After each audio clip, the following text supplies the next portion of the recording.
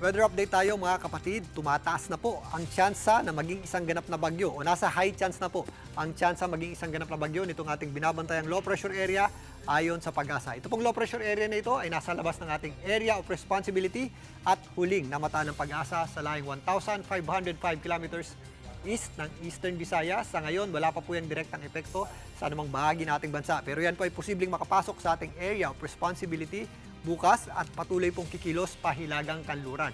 At sa ngayon nga, meron po itong tsansa o medyo may kataasan po ang tsansa niyan mag-landfall o sumabit sa ating kalupaan o landmass bago pumasok ang weekend, particularly dito sa hilagang bahagi ng Luzon at extreme northern Luzon. Kaya meron tayong inaasahang direktang epekto ng paglapit nitong tatawagin natin bagyong Quiapo pag pumasok na po yan sa ating at maging bagyo na po yan.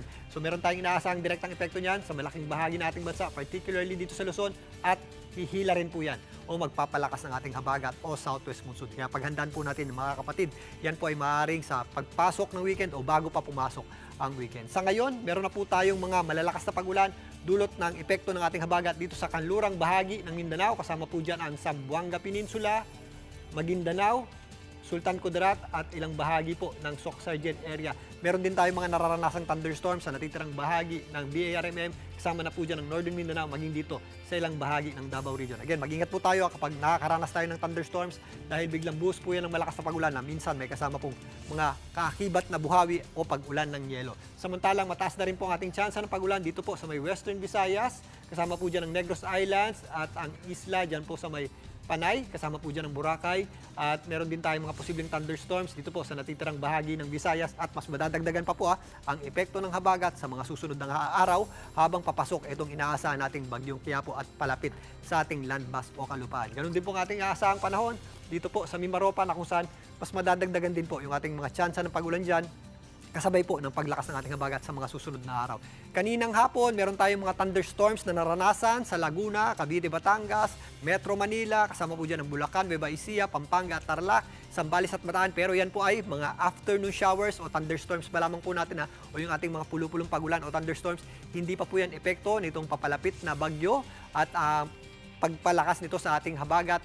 Yan po yung ating karaniwang nararanasan tuwing hapon at gabi. Bukas, magpapatuloy pa rin po ang maliwalas sa panahon natin sa malaking bahagi ng Luzon, including Metro Manila. At pagsapit po ng hapon, tataas muli yung ating tsansa ng pagulan at posible muli yung ating afternoon showers at thunderstorms. Kaya sa mga lalabas ng bahay, ugaliin pa rin po natin ang pagdadala ng payong o anumang pananggalang sa ulan. Pero dyan po sa area ng Northern Luzon maghanda po tayo at mag-ready na po sa posibleng magiging epekto ng pagtawid nitong ating binabantayang sama ng panahon, lalong-lalo na po sa darating na Biyernes hanggang papasok na weekend. Dahil dyan po natin inaasahan lumapit at dumikit itong posibleng tawagin natin bagyong Quiapo.